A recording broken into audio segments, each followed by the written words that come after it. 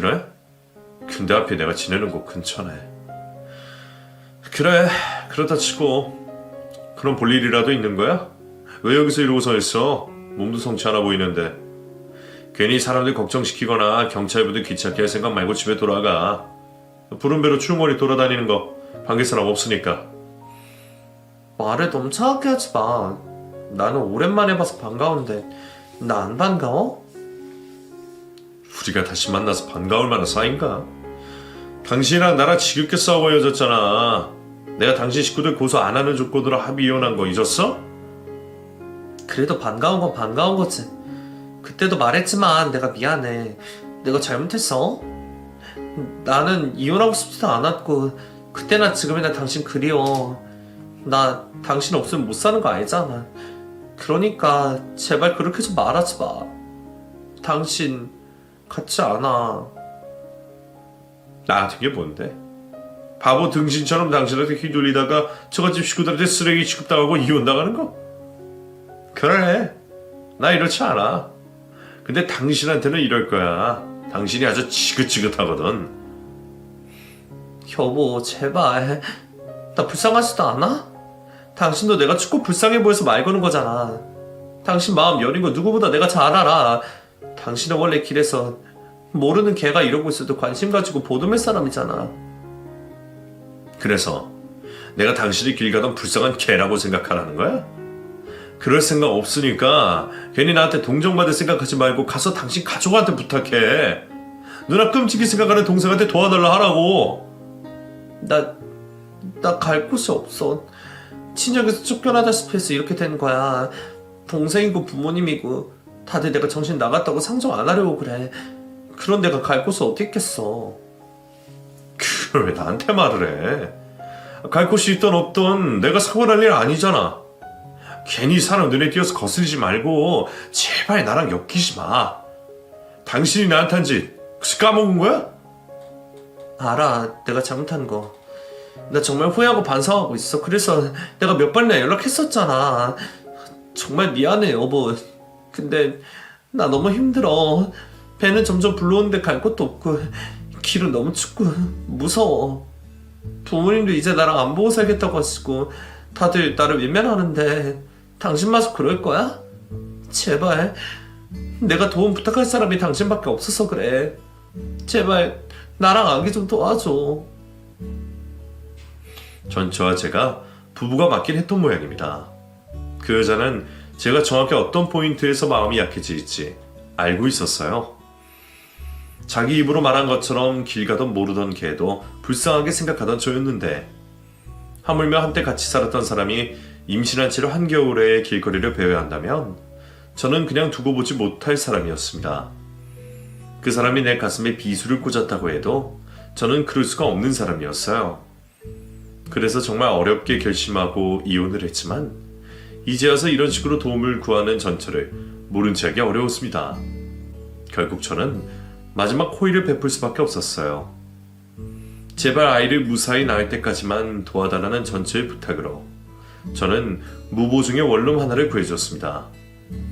조금이라도 마주칠 일 없기를 바랬던 저는 최대한 저와 연고가 없는 곳으로 방을 잡아주게 되었죠. 도움이라도 받을 수 있게 근처에 잡아주지. 그러다 나 무슨 일 생기면 어떻게 하라고.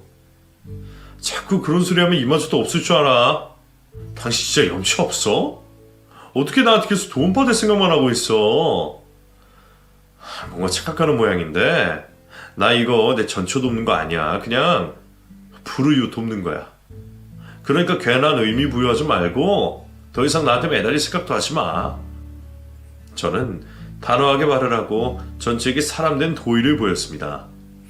저와 다시 잘해보고 싶어하는 전처를 도와주는 게 마음에 걸렸지만 그래도 사람인 이상 임산부를 모른 척할 수는 없었죠. 그 와중에 저는 혹시라도 아이의 아버지에 대해 물어봐야 하나 계속 고민을 했습니다. 전처가 먼저 말을 하지 않는 걸 보며 내 아이는 아닐 거라 생각하고 있었지만 하필 이혼한 지 반년이 안 된 시기였기에 어쩌면 내 아이일 수도 있겠다 싶은 생각이 들었어요. 만약 비슷한 시기에 남자가 있었다면 아이가 태어나기 전에는 확실히 알 수 없을 테니까요. 제발 그것만은 아니기를 바랐던 저는 혹시나 제 생각이 사실이 될까 싶어 차마 웃지 못했습니다. 더 같이 있다가는 그 여자한테 말려버리겠다 싶었던 저는 전처에게 방만 얻어준 채 서둘러 원룸을 빠져나가게 되었죠. 혹시 몰라 원룸 주인에게는 제 연락처를 알려주면서 말이에요. 혹시 저 집 세입자한테 무슨 일 있으면 저한테 연락 좀 주시겠어요? 가족이에요? 남편? 아니에요 그런 거.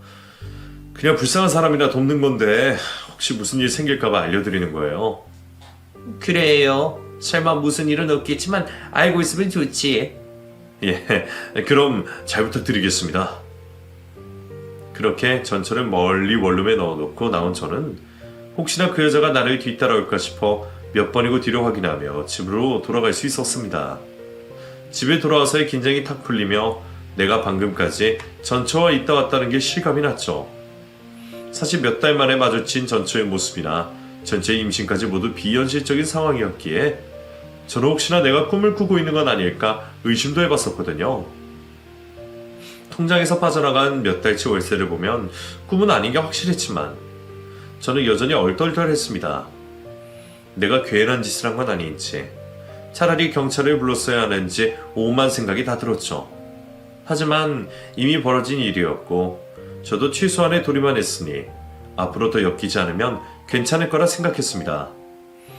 혹시 이 일로 전처가 또다시 미련을 가지면 어쩌나 걱정을 했지만 다행히도 전처에게는 한동안 연락이 오지 않았어요. 하긴 해초에 바뀐 내 전화번호도 모를 텐데 내가 괜히 걱정을 했나 싶었죠. 만약 번호를 알았더라도 그 여자도 이제 곧 엄마가 될 테니 정신 차리고 잘 살 거라 생각했어요. 그런데 몇 달 뒤 갑자기 전처가 제게 연락을 해온 겁니다. 그때가 아마 3달째 집세를 내고 얼마 지난 뒤였을 거예요. 여보, 나야. 뭐야? 이 번호 어떻게 알고 전화한 거야? 집주인 사장님한테 여쭤봤어. 당신한테 꼭 하고 싶은 말이 있어서. 하고 싶은 말 뭐?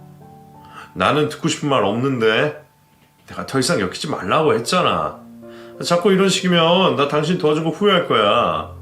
그리고 당장이라도 지내는 방 빼버리고 그냥 시설에 보내버릴 수도 몰라.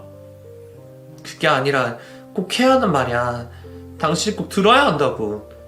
당신은 내가 누구 애를 임신했는지 궁금하지도 않아? 먼저 물어봐줄 거라 기대했는데 끝까지 말이 없더라.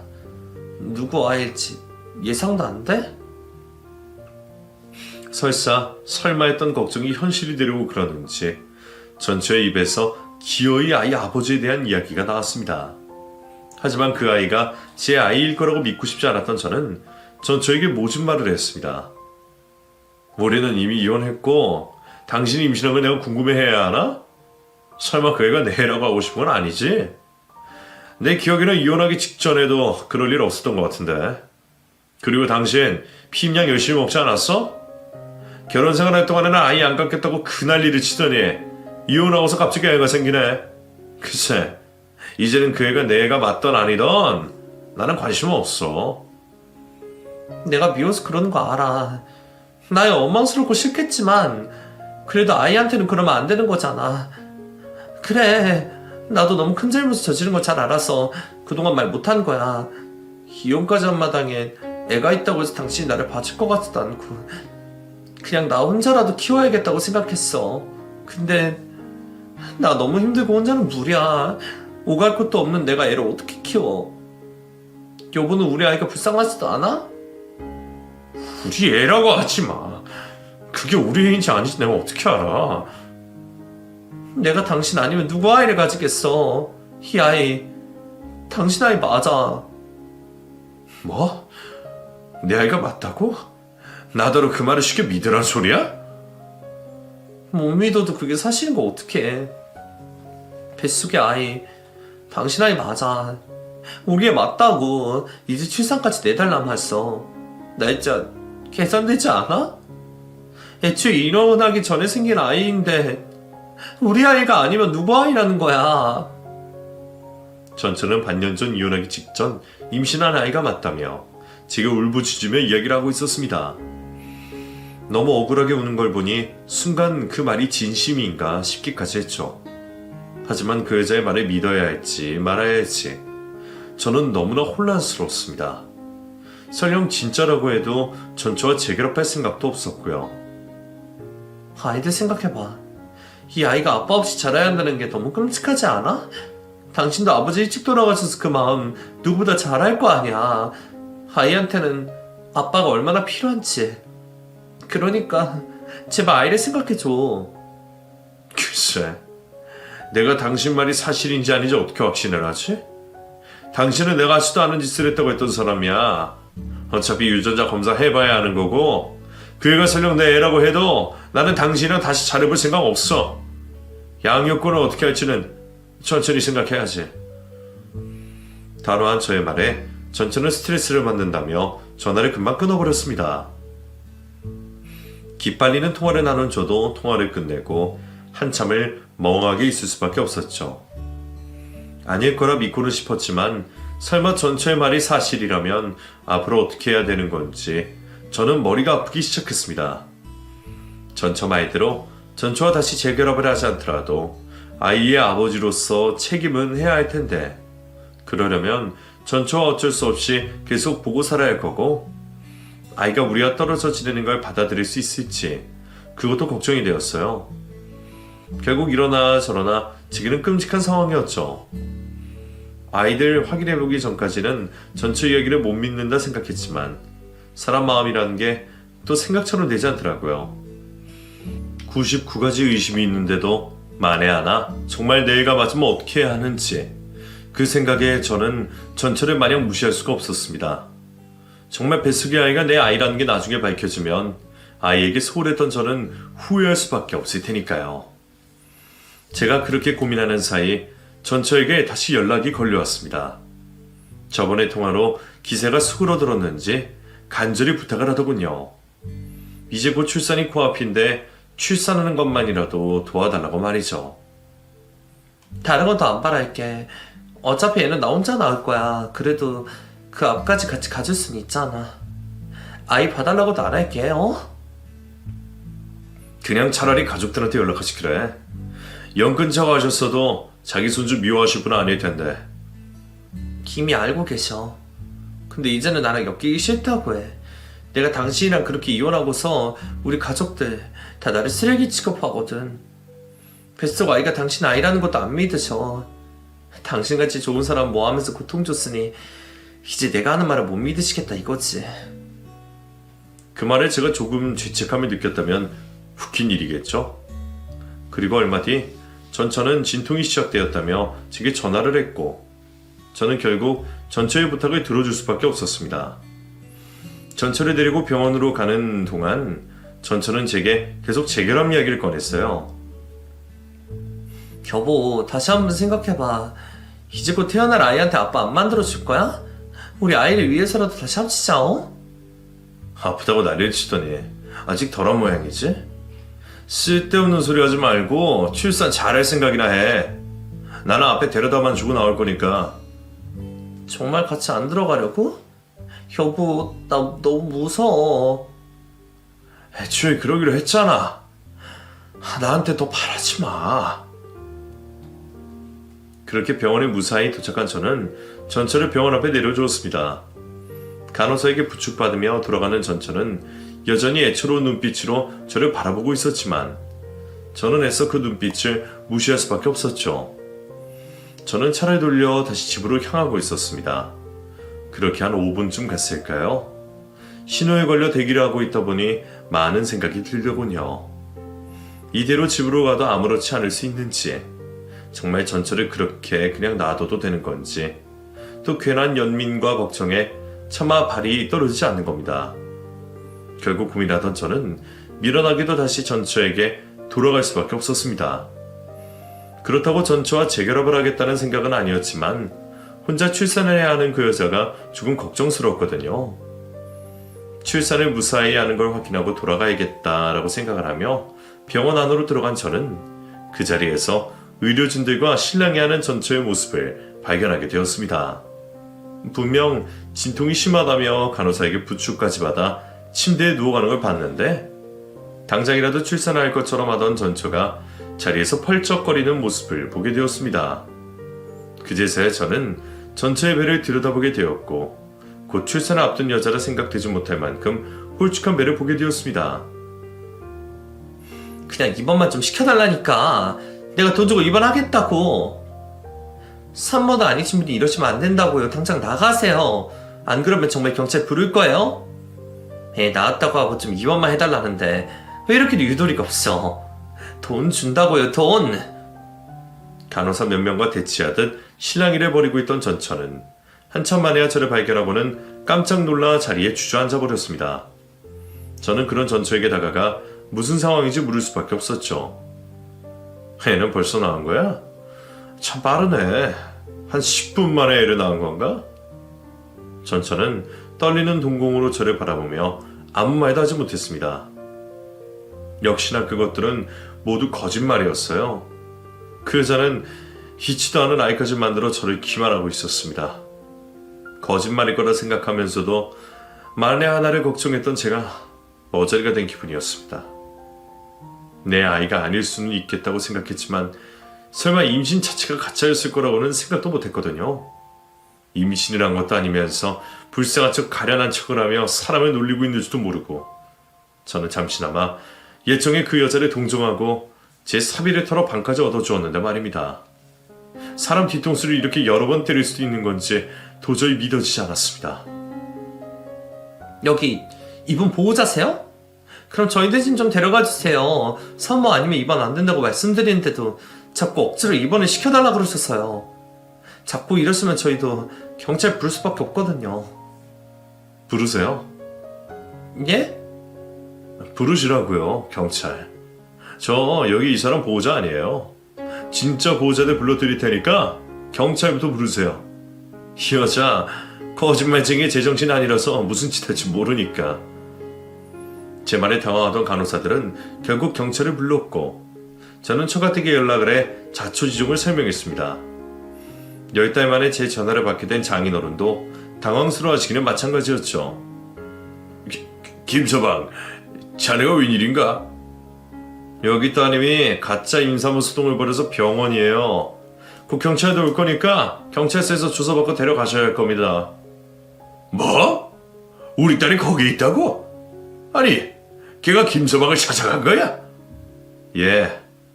저한테 찾아와서는 제 애를 임신했다고 재결합하자 그러더라고요. 그래놓고는 결국 임신도 가짜였네요. 대체 따님 관수를 안 하시는 겁니까? 이혼한 지 1년이 다 되어가는데 계속 이러시면 저 정말 곤란합니다. 접근 금지 명령 받아내기 전에 제발 따님 관수 좀 잘해주세요. 괜히 남들한테 피해주지 마시고. 그렇게 전처의 가족에게 연락을 한 저는 그쪽에서 다시는 그 여자가 나를 찾아오지 않게 하기로 다짐을 받고 통화를 끝냈습니다. 제가 가족에게 연락을 했다는 걸 듣고 있던 전처는 끝까지 제 바지가랑이를 붙잡고 애원했습니다. 여보 미안해. 거짓말해서 미안해. 근데 내가 왜 이렇게까지 했는지 정말 모르겠어? 다 당신 때문이잖아. 내가 오죽했으면 이랬겠냐고. 이렇게라도 해서 당신을 돌려받고 싶었어. 여보, 원래 이런 사람 아니잖아. 나한테 이렇게 매정하지 못하잖아. 제발 나 좀 받아줘. 우리 다시 시작하자. 내가 정말 잘할게.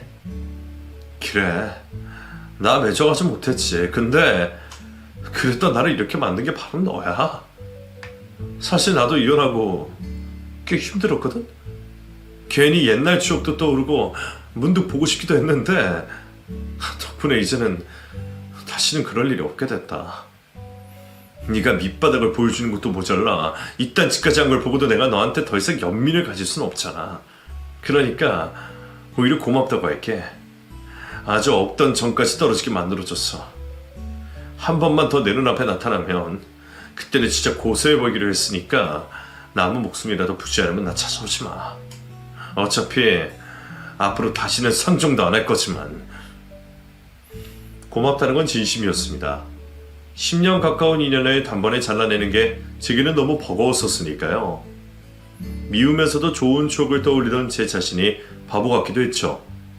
그래서 다 잊혀지려면 오래 걸리겠다 싶어 속이 쓰렸는데 그 여자가 이런 말도 안 되는 짓까지 벌인 걸 보니 정말 없던 정까지 사라지며 그리워했던 추억마저 싹 지워지는 기분이었습니다. 덕분인지 이제는 그 여자 이름만 들어도 화가 날 지경이 되었죠. 그래서 저는 남은 미련마저 앗아가준 전처에게 고마울 수밖에 없었습니다. 이제는 완전히 잊고 새 출발할 자신이 생겼거든요.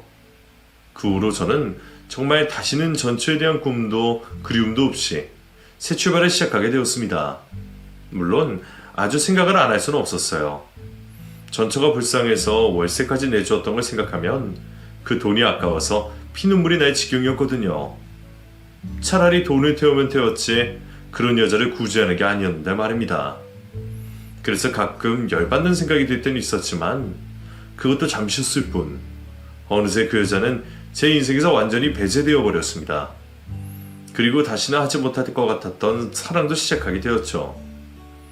아직 만난 지 얼마 안 되어 설명할 수는 없지만 전처와 지내던 때에는 느끼지 못했던 안정감을 느낀다는 걸 보면 제가 좋은 사람을 만났다는 확신이 듭니다.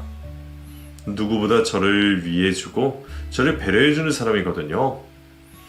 그래서 이제는 저도 행복해질 수 있지 않을까 싶습니다. 한때는 이혼으로 무척 힘들었던 저였지만 그런 일로 좌절하고 있기에는 아직 남은 인생이 길다 싶어요.